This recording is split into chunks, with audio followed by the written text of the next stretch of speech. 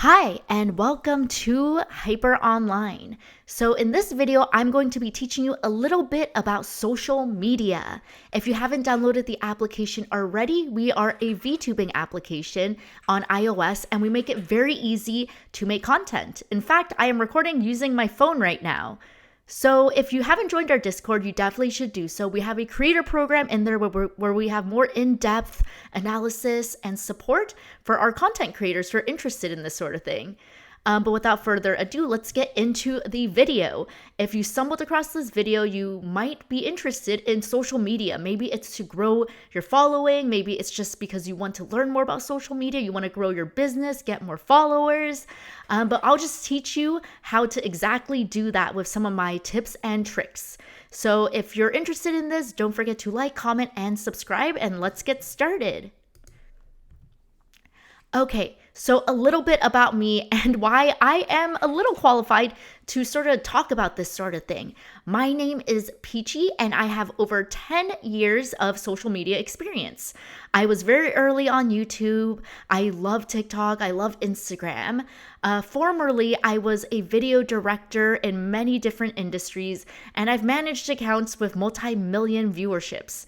It's a very fun process for me. It's very therapeutic, funnily enough. And the industries that I have a lot of experience in are in tech, fashion, and gaming, and beauty as well. And so I think that social media, a lot of people, like they use it casually, but I really love using it to grow. I love using it for businesses and so on. There's just so much you can do with it. It's such a great tool for everyone to have in their toolbox. Okay, so in this sort of class situation, we are going to be talking about TikTok, but this also applies to every other social media network. If you'd like for me to talk more about YouTube or Shorts or so on, please leave a comment. And yeah, so TikTok, as all of you know, if you haven't heard of TikTok yet, it's this application that is very quick growing. It's one of the fastest growing applications in the recent years.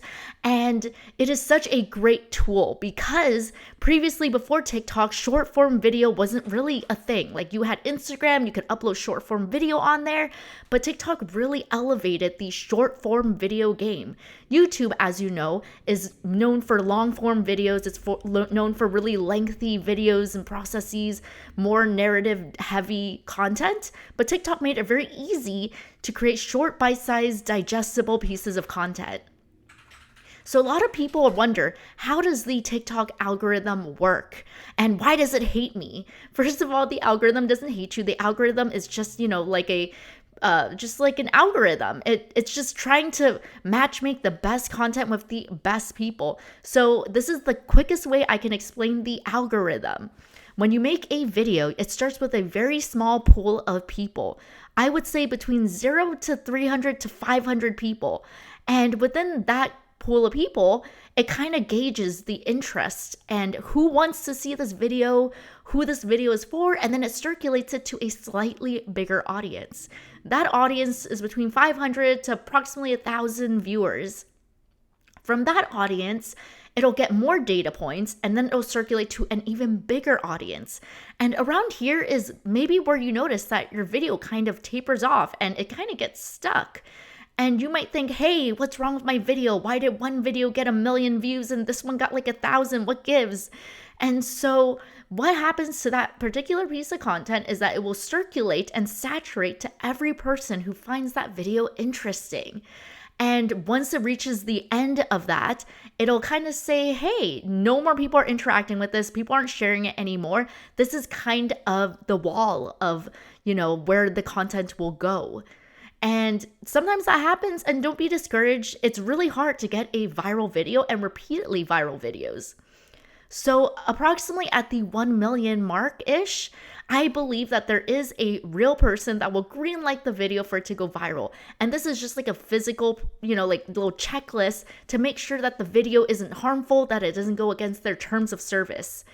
This part I don't actually know, but it's just like a hunch because I feel like at a company that large, you kind of want like a little, safe keeping and not to run into any issues, because you can definitely understand if a harmful video does go viral, it's not a good look for the company. So yeah, so that's basically, in my opinion, how the TikTok algorithm works. And yeah, it's a very easy, straightforward algorithm process. So content. So I believe that content must be in one of these 3 buckets. When you make your content, it should either be to entertain, to educate, or to tug at someone's emotions. And I'll kind of go through all 3 of them. But if your content isn't hitting one of these 3 points, I would say to reevaluate your content and kind of think, hey, what should I be doing so that my content is better suited for these points? So in terms of education, that one's really simple. It's teaching someone a new skill. It's teaching someone, hey, you should be doing this, or this is how to do it a little better. To entertain, that one's slightly harder, but it's just to make someone laugh. It's to make someone feel entertained. Emotion is actually one of the hardest ones to replicate, because you can tell that if every piece of content is super emotional, it might be a little draining for the user sometimes. But emotion is just tugging at someone's heartstrings and, making them feel something, whether that's anger or sadness or astonishment. It's something that's very, very hard to replicate. Now, with that said, what's viral content? Viral content is something that you want to share with your friends, and each of those friends wants to share that content with even more people. When a video goes truly viral, it is a piece of content that is being shared more faster than, it's not being shared. So for example, like you have a video and it goes out to 5 people, but each of those 5 people share it to even 5 more people or even 6 people, and it keeps growing and growing and growing. So with that said, viral content, yes, it does need to be shareable, and it must be something that people will want to share as well. It also has to be universally enjoyed. It's kind of hard to make viral niche content, although definitely possible. But if you've ever noticed, a viral video, usually it's applicable to a large group of people because that's why they're sharing it. If you're making a very unique niche piece of content that's only shareable amongst a few small groups, it's not going to reach as far as a piece of content that everyone can understand and enjoy. And it's also very hard to duplicate virality. It's viral for a reason. Also, if you're relying on the algorithm, some things are viral because of the trend, because of the seasonality, because of the initial people who are, yes, watching your video and sharing it out. If that initial pool of people, they're not sharing it out, then it's not going to become viral. So don't worry if your views fluctuate. It's hard to duplicate virality. Okay, and here's a little bit of the differences between new social media and old social media. So in the old social media, you had a chronological order timeline. This is like way back in the day where everyone is subscribed to a person and you'll see every single one of that person's posts, like what they're eating, who they're with, and everything. And notifications for posts are always on. Now with new social media, that's more algorithm based. You have selective notifications. If you haven't noticed, there's people like YouTubers who are always saying, please turn the bell notification on. And that's because when the bell notification is on, you get all of the new posts. But without doing that, it's kind of based off of the algorithm. So new social media, it's a double-pronged sword or fork or whatever you call it. It's great because it allows users who don't have a lot of subscribers get their content seen if their content is good. But that means that if you do develop a fan base, it is harder for them to see every single one of your posts. Like you have to consistently making consistent content that your viewers are interested in. Discovery is easier, but maintaining viewership is also harder. So when you're starting out, you're making videos, you're like, hey, what do I want to do with my video format? I would say these are some questions that are super easy, beginner questions for you to, kind of sit back, think about for a little bit. So one of these questions is, what do I want to share with the world? What is something that I'm really good at or something that I'm really passionate about that I want to share with the rest of the world? And another thing is, what do I naturally gravitate towards? If there's something that you find yourself doing all the time, there's a good chance that, if you make content about it, that it'll be well received. So think to yourself, in my spare time, am I thinking of food? Am I playing games all the time? Am I drawing all the time? And then also, what do I want my viewers to walk away with? In a very fast industry such as today, most people are like, hey, I want a lot of views. I want a lot of eyeballs on my content. But not a lot of people think to themselves, hey, what do my viewers want to watch? What are they interested in? And trying to tailor the content to their viewers. It's very easy to fall in the trap of just making an abundance of content and not really thinking about what is there a gap in. Like maybe if you're cooking, you're like, oh, I find myself seeing a gap in this type of food that I'm really interested in. So when you're making a new account, it's very important that you warm up your account.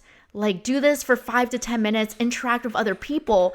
If you're like an Instagram or a TikTok or a YouTube, why would you reward views to someone who is really not making an impact on your social media network? Warm up an account, interact with other people, build a community. Another tip is, don't use any prohibited language. A lot of people don't know this, but hey, maybe putting like something that you find really funny but could be kind of harmful, they're not going to really like that because they can't really identify whether that's harmful content or funny content.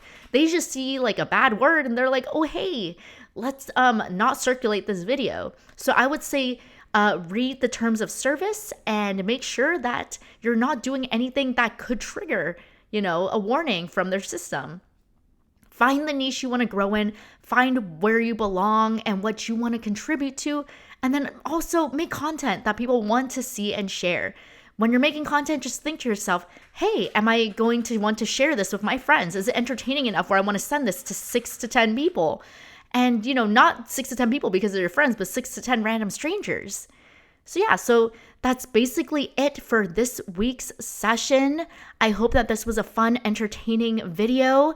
If you would like to become a content creator for Hyper, join our Discord, join the Hyper app, get involved. And I hope that these tips and tricks were super helpful to you. And don't forget to subscribe and yes, click the bell notification. All right, bye.